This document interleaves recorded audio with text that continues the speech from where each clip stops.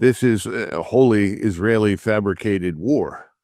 In other words, Israel and its supporters in the United States have fabricated this war with the goal of achieving Israeli supremacy in the region. But more important, I think you're talking about financial hegemony shared by the various billionaire oligarchs that dominate the city of London and New York City and now control Washington.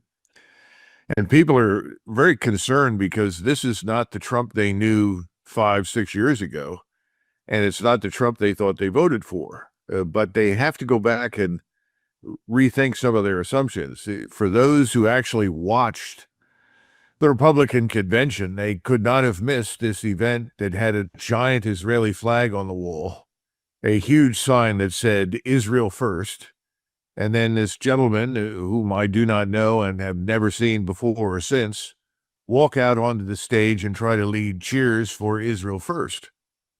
I don't think people really understood what they were seeing, but it was a very clear demonstration of where we were headed as a country if Donald Trump were elected. And ultimately, Donald Trump could never have reached the White House had he not had the support of the Israel lobby's billionaires who were determined to get him into office.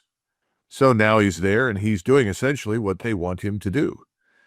And that's where we are now. As far as the new long war is concerned, the reason I say that is that this 12-day conflict is not the end of anything.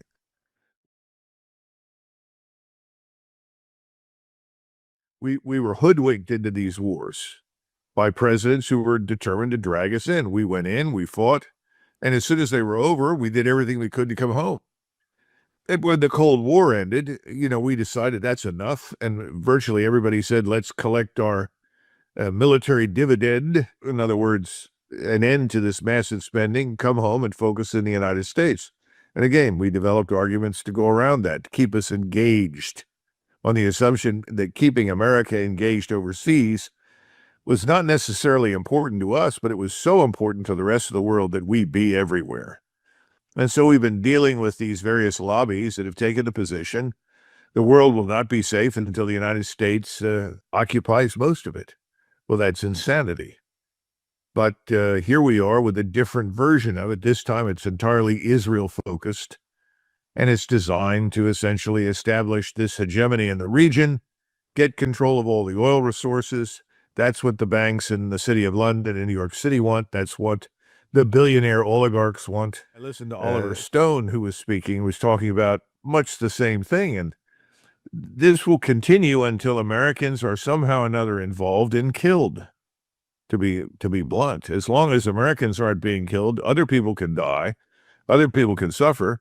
But until you kill Americans, nobody here in the United States pays a great deal of attention. And I think that's what people in the White House and on the Hill know.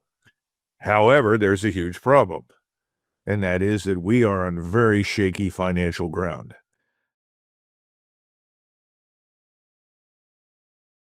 I'm a little surprised that Iran accepted the ceasefire. Okay. If they had kept it up for another week, that would have been the end of Israel. So I think we need to keep that in mind. No doubt Moscow and Beijing both advised the Iranians to accept the ceasefire. Now we'll see, if that was a prudent decision or not for them over the weeks ahead. But I think we need to understand that Israel had finally struck what I would call granite and could not advance any further and risked being destroyed by Iran. Now, of course, that leaves open the possibility that under those circumstances, the Israelis would have announced they're going to use a nuclear weapon because they've always threatened that behind the scenes.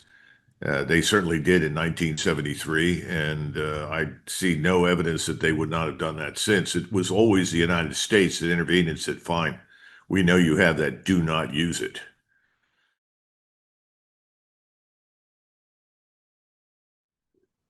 President Netanyahu made a statement in the Oval Office, which was very important, and he smiled and kind of giggled about it. He said, we want the Libya solution for Iran. Well, if you go back and look at the Libya solution, what it entailed was the following. First of all, we want you to give up your nuclear weapons. We want you to shut down any biological or chemical activity that may be going on if you do this, then you can rejoin, the family of nations, sanctions will be lifted, flowers will bloom, peace will reign, and so forth. Well, we all know what happened. They gave up their nuclear weapons. They allowed us into the country. We inspected all the facilities. Everything was destroyed. And what happened to Libya and Muammar Gaddafi? And Muammar Gaddafi had done everything we asked and cooperated with us fully. And his thanks or gratitude for that was to be killed painfully and horrifically. So that's what Mr. Netanyahu wants for Iran. Everyone knows that we will do whatever Israel directs or wants.